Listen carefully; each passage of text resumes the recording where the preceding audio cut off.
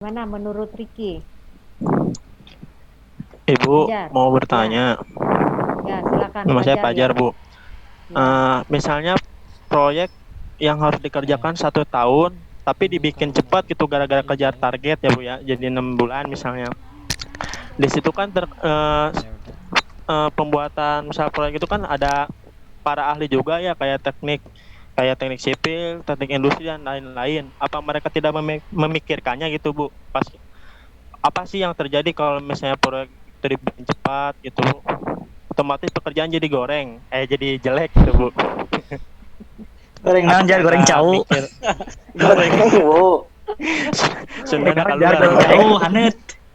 goreng Jadi apa? jelek Jadi pengen Bu. gorengan gitu kan ya. Goreng Iya. buket. Ya, terus Apakah pertanyaannya? mikirin itu Bu? Ya maksudnya kan jadi proyeknya kan jadi jelek gitu Bu. Apa mereka nggak mikirin mikirin itu Bu buat kedepannya itu? Kalau proyek itu dikerjain secara buru-buru seperti itu Bu. Ya, oke. Ini nggak Ibu bisa keep dulu kalau bekerja. pertanyaannya. Ibu mau tanya Ridwan Fauzi. Ridwan Fauzi. Fauzi, gimana menurut Bu, kamu? Ridwan apa Fauzi? Fauzi nih. Ridwan. Gimana? Ridwan gimana? Menurut Ridwan gimana? Ya mungkin waktunya Bu. Mulai Ya, tadi cepet-cepet. kan dia diburu-buru waktu katanya. Nah, sementara di situ kan ada orang yang terlibat, banyak orang yang disiplin ilmunya tinggi, ada orang TI, ada orang teknik sipil gitu kan. Apa mereka nggak mikirin gitu pertanyaannya tadi. Ini Gimana? Hah? Apa dia nggak mikirin gitu kan? Gimana menurut kamu? nggak tahu Bu. Ya? Menurut saya aja Bu, Ya, siapa nih? Faisal. Faisal. Ya, gimana menurut Faisal? Ya pasti jelas Bu dipikirin Bu. Itu kan udah ada perhitungannya, meskipun dipercepat juga pasti udah ada perhitungannya Bu. Ah, Ya iya, itu pasti mah udah. udah jadi. Hmm, Ya, Tapi kan misal kalau misal emang dari segi kualitas kan malah jadi jelek gitu. Banyak yang iya, nggak baik. misal kualitas apa dulu Jar? Kalau emang pengecoran emang perlu waktu. Tapi kan kalau kayak donat kayak gitu kan Donat. pasti kualitasnya oke-oke aja. Donat apa? Donat Proyek donat. makanan. Bu, proyeknya Bu, Pokoknya proyeknya Bu. donat makanan. Enggak kan kalau Kue. proyeknya kayak jalan tol gitu Bu, itu kan Ah, perlu waktu buat pengeringannya. Otomatis ya hmm, itu nggak bisa dipercepat Bu. Kalau ya, kalau ke kualitasnya gitu. ya.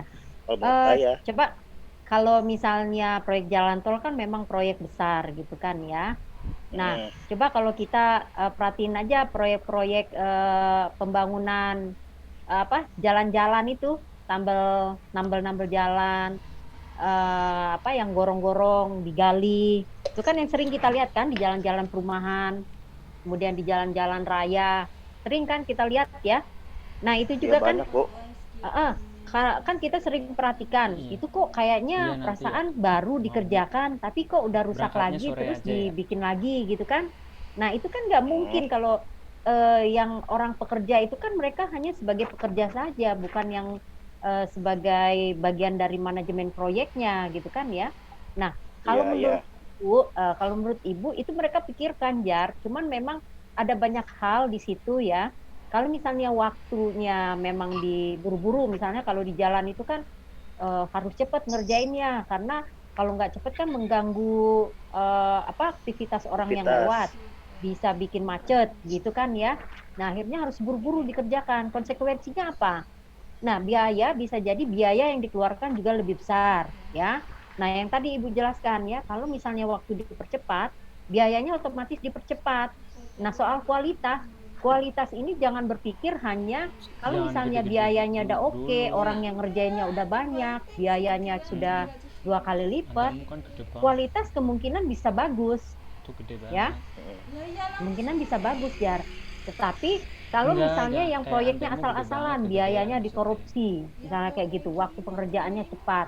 Nah, itu kemungkinan biaya secara kualitas juga akan terganggu. Jadi kita bisa lihat Sekarang Mas eh, 1 juta tahu. yang mana ini sebenarnya Yang permasalahannya itu 24 adanya di dalam karat. proyek itu sendiri. Kita nggak bisa Coba cek. tentukan. Kalau orang-orang di sana ya memang setiap proyek, apalagi proyek-proyek besar itu pasti melibatkan orang-orang yang ahli di bidangnya, ya. Seperti tadi di jalan tol aja yang sebesar itu proyek masih banyak kesalahan-kesalahan yang yang dilakukan gitu kan ya, apalagi proyek-proyek kecil gitu. Jadi pengaruh kualitas ini jangan berpikir kualitas ini hanya kualitas produknya. Misalnya kalau proyek jalan tol, terus kualitas jalan tolnya yang kurang bagus, atau proyek pembuatan jalan, proyek gorong-gorong, cepat rusak. Jadi jangan berpikir bahwa kualitas itu hanya itu saja. Kualitas itu menyangkut kualitas biaya, menyangkut kualitas pekerjanya, ya.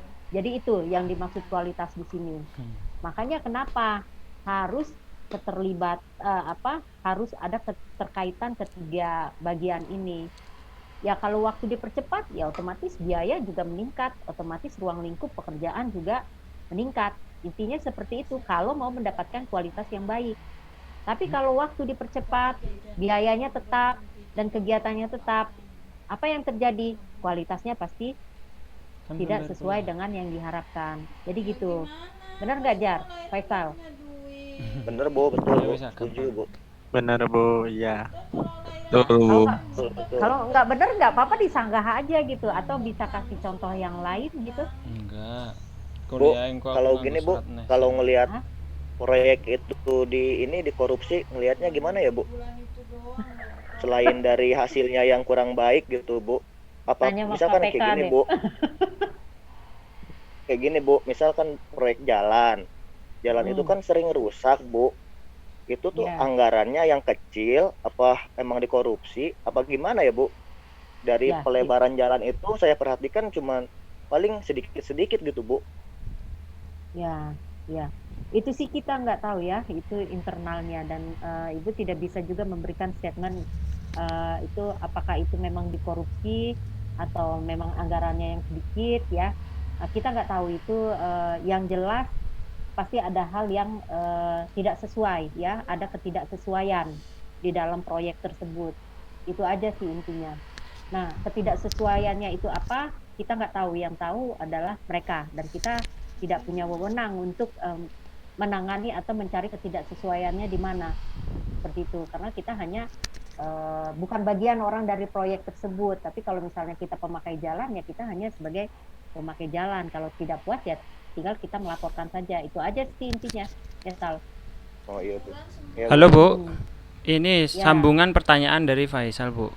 Nah, kita Ya. sebagai ini ya, kan kita belajar nih perancangan proyek. Kita sebagai orang yang merancang misalnya Bu, supaya mengantisipasi kecurangan-kecurangan itu tidak terjadi, apa yang harus kita lakukan Bu?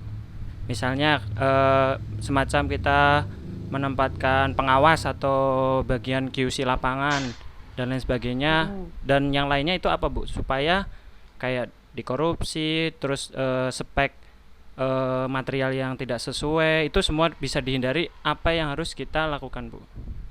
Ya, secara spesifikasi, secara teknis ya memang kita harus ada pengawas gitu kan ya. Tapi setiap proyek itu kan biasanya kan ada auditnya ya. Apalagi proyek-proyek besar kan tidak mungkin sebuah proyek itu tidak ada auditnya. Nah, tapi memang orang kalau mau jahat itu kan banyak cara ya. Walaupun sudah ditempatkan mandor misalnya di lapangan, sudah ada sudah ada auditnya, tapi tetap aja kalau memang harus terjadi korupsi di saat proyek itu terlaksana sih ya kita nggak bisa ya. Tapi yang jelas secara standar ya harus ada audit itu kan ya. Nah, jangankan itu ya, di dalam perusahaan aja mungkin kalian pernah mengalami, tapi mudah-mudahan bukan kalian pelakunya ya. Gini, biasanya kan di bagian purchasing, tapi kalau Ibu dulu pernah mengalami beberapa kali dan Ibu tahu hal itu. Misalnya kita orang bagian produksi, ini cerita aja ya, cerita pengalaman Ibu. Kita bagian produksi gitu kan ya. Nah, misalnya kita mau pesen barang ya, misalnya mau pesen alat ukur gitu kan ya. Kita sudah tahu sih sebenarnya harga alat ukur itu berapa ya. Tapi ketika di purchasing itu harganya menjadi berapa kali lipat gitu kan ya. Tapi kita sebagai pemakai Gelembung kan, Bu? Hah? Digelembungkan harganya. Biasanya di gitu. lobby Bu sama ininya Bu, vendornya Bu. Kayak gitu Bu. Iya di markup gitu ya. Oh iya, Bu. Persenan lah Bu, dapat persenan yang ininya maksudnya Bu. Ya, nah kan kita nggak bisa apa-apa kita sebagai pemakai, itu maksud Ibu, ya. Nah, tapi kalau kita berada di situ, misalnya Ibu sebagai manajer purchasing, misalnya ya, apa yang harus kita lakukan? Ya kita harus ketat gitu loh, ya, supaya staf kita itu tidak melakukan hal-hal yang seperti itu. Kita harus cross check, ini bener nggak nih biayanya sekian, ya. Harusnya sih seperti itu, harusnya. Iya. Tapi namanya di lapangan kan orang nggak kaya kalau nggak cari duit. Betul, Bu. Betul, Bu.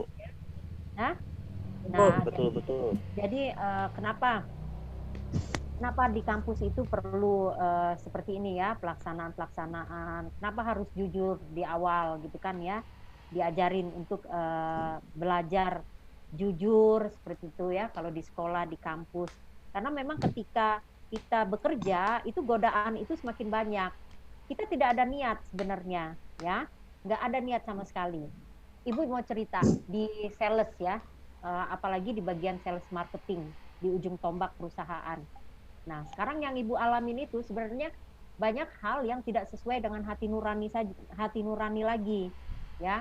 Nah, Benar, apalagi Bu. semakin Benar, Bu. berpengalaman kita, semakin seperti Ibu, semakin umur bertambah banyak gitu kan ya. Nah kayaknya udah nggak banyak hal-hal yang di luar hati nurani kita. Sebenarnya kita nggak mau melakukan hal ini, tapi karena tuntutan pekerjaan, ya kita harus lakukan, ya seperti itu.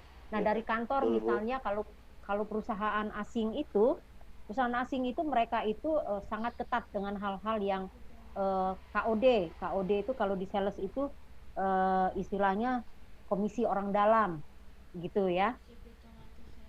Jadi kalau orang sales itu harus mikirin buat KOD-nya berapa, komisi orang dalamnya berapa, supaya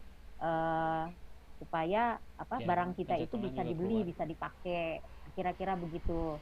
Jadi godaan di luar itu banyak. Nah, bagaimana cara kita menghindarinya? Bagaimana cara kita, apalagi kalau kita nanti sudah sampai ke level manajer, ya? Karena kita juga nggak bisa terlalu idealis juga kalau di kerjaan itu.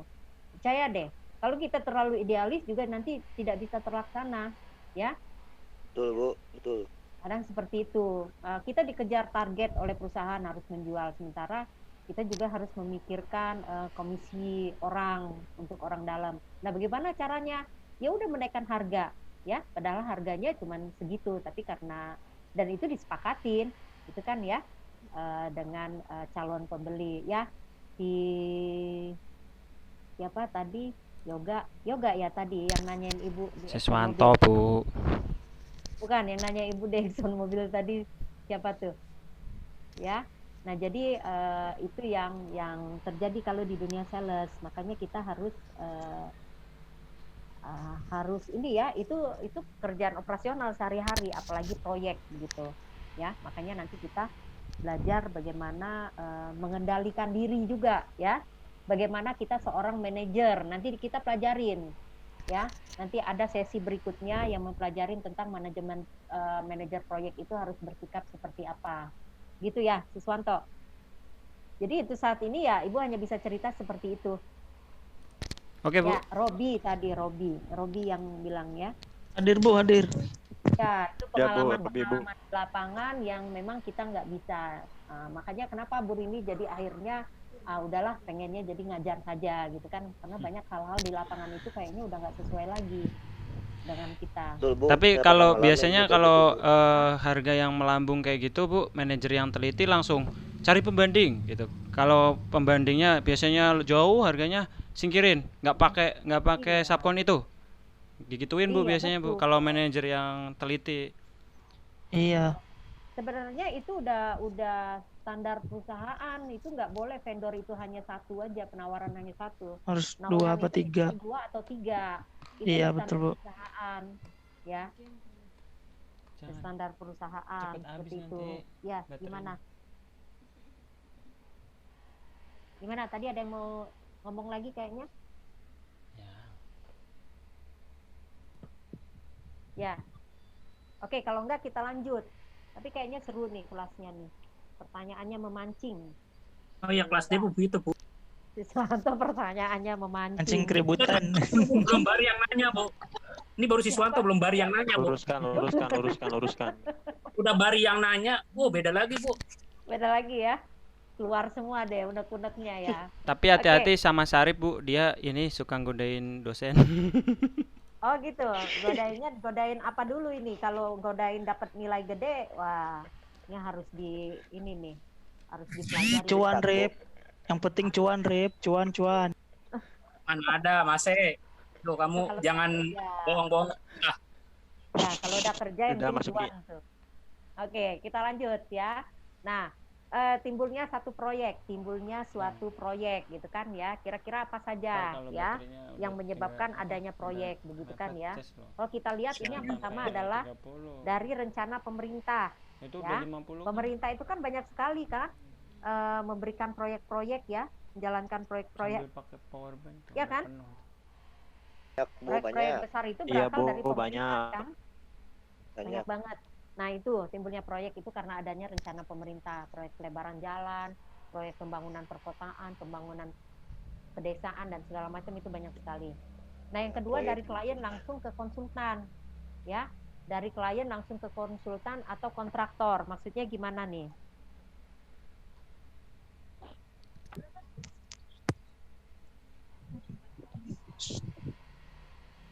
Screennya hilang Bu. Gimana bu? Enggak hilang lah. Dari klien Ada. langsung ke Ada. konsultan. Itu biasanya terkait kayak audit. Biasanya ada audit pajak gitu kan Bu ya, perusahaan. Dia tidak mampu menguasai materinya sehingga dia butuh konsultan. Jadi proyeknya ya proyek audit gitu Bu. Siswanto. Oke. Kalau di Ini siapa yang jawab kalau tadi di barusan? Apa Bu? Siswanto. Iya Bu. 1334 Bu. TI 18D. 13-12. Kayaknya udah pengalaman banget deh tentang proyek ya. Enggak Bu. Pekerjaannya Bu. Oh gitu. Saya mandor bukan Bu. Oke, Robi mau nanggapin apa Robi? Kalau di saya seperti sekarang yang sedang dilakukan itu ekspansi gedung Bu. Jadi dari manajer manufakturnya dia ngundang konsultan gitu. Pengennya gini. Kemudian konsultan nanti meeting sama kontraktor sama Dia manajer manufaktur itu. Jadi duduk satu meja gitu meeting. Kemudian ditentukan budgetnya berapa kayak gitu, waktunya berapa lama kayak gitu Bu. Ya itu kan dari klien langsung ke konsultan. Artinya ya bisa jadi ya suatu perusahaan seperti yang tadi Robi jelaskan ya, itu kan langsung ya, contoh langsung dari perusahaannya ada baterainya cepat apa namanya pengembangan pabrik ya. Iya Bu, ekspansi ya, ekspansi pengembangan pabrik. Nah ya itu jadi dari klien langsung ke konsultan atau ke kontraktor, itu benar ya. Nah kemudian kita lihat berikutnya itu adanya permintaan pasar. Misalnya apa, kebutuhan orang ya dengan pasar sih, adanya pasar, permintaan dibangunnya mall atau permintaan dibangunnya masjid atau permintaan diperbaikin jalan ya, contoh-contohnya itu adanya permintaan pasar sehingga timbulnya proyek. Nah yang keempat ini dari dalam perusahaan sendiri ya, seperti yang Ibu jelaskan tadi, dari dalam perusahaan sendiri. Misalnya tadi ordernya hanya 1000 pieces, kemudian melonjak jadi 5.000, gudangnya nggak muat, akhirnya dibikinlah proyek bikin gudang lagi. Nah itu permintaan dari dalam perusahaan sendiri. Yang kelima penelitian dan pengembangan. Contoh proyeknya apa? Ya contoh proyeknya seperti proyek kalian lakukan itu ya, ada pengembangannya juga. Pengembangan apa? Seperti dosen juga ada melakukan penelitian dan pengembangan. Dosen setiap 1 semester itu minimal harus melakukan 1 kali penelitian dan minimal 1 jurnal. Nah ini tujuannya apa? Tujuannya untuk pengembangan kurikulum ya. Nah, kalau mahasiswa kan mereka mungkin tugas akhir aja nih 1 kali penelitian, tapi kalau dosen itu setiap 1 semester sekali ya. Nah, terus apa dari sini penelitian dan pengembangan? Jadi ada beberapa proyek yang laporan akhirnya bukan berupa fisik ya, bukan berupa fisik, tapi berupa jasa atau berupa laporan akhir ya. Contohnya penelitian dan pengembangan. Nah, macam-macam proyek kita lihat apa saja. Ini ada proyek engineering konstruksi. Contohnya apa? Contohnya ya, konstruksi bangunan-bangunan, engineering manufaktur. Ini khusus di manufaktur. Yang proyek-proyek produk. Misalnya proyek apa untuk pembuatan mobil SMK gitu kan, pembuatan motor dan lain-lain. Nah, proyek litbang yang tadi Ibu ceritakan, proyek pelayanan manajemen. Proyek pelayanan manajemen tadi ya, kalau misalnya di bidang-bidang jasa. Proyek kapital, misalnya proyek pembebasan lahan tanah, investasi, proyek pembuatan pembelian alat, manufacturing, seperti itu. Kemudian proyek radio telekomunikasi, ini seperti proyek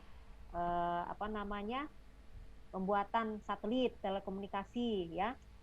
Nah, proyek konservasi biodiversity ini termasuk ke dalam proyek yang tentang pelestarian lingkungan ya. Contohnya seperti itu. Nah, ini driving force manajemen proyek. Jadi hal-hal apa saja yang menjadi pendorong atau hal-hal yang menjadi pemicu kenapa harus adanya manajemen proyek. Yang pertama apa yang jadi pendorong? Proyek kapital tadi ya, itu harus menggunakan manajemen proyek karena ini berupa proyek-proyek besar. Kemudian adanya harapan pelanggan. Jadi kalau pelanggan ini maunya seperti apa, gitu kan? Nah, daya saing juga berpengaruh ya, menjadi pendorongnya. Kemudian ada pemahaman eksekutif ya, yang tadinya mungkin di tempat kerjanya itu hanya melakukan hal-hal yang sudah menjadi budaya, tapi karena adanya pemahaman eksekutif yang lebih baik, mereka akan melakukan perubahan. Makanya diperlukan manajemen proyek. Nah, kemudian ada pengembangan produk baru juga seperti itu, ya, efisien dan keefektifan. Ini sudah pasti, karena manajemen proyek itu tujuannya adalah efisien dan efektif. Ya, nah ukuran proyek, ini waktu kita udah habis nih. Ukuran proyek bisa dilihat nanti kalau habis waktunya kalian bisa baca ya, kita diskusi lagi di WA group kalau ada yang kurang jelas. Ukuran proyek ini ada 4 hal, jumlah kegiatan, besarnya biaya, jumlah tenaga kerja, dan waktu yang diperlukan. Jadi keempat hal ini berhubungan ya. Jadi semakin besar atau semakin banyak suatu proyek ini akan semakin besar ya. Nah, ini kompleksitas proyek nanti kita, bisa dibaca sendiri ya. Oke, nanti kalau ada pertanyaan kita bisa langsung telepon ke Ibu juga boleh. Nah, ini pandangan modern dan tradisional. Ini juga terhadap manajemen proyek ya. Ini juga bisa kalian baca sendiri ya. Bukunya dicari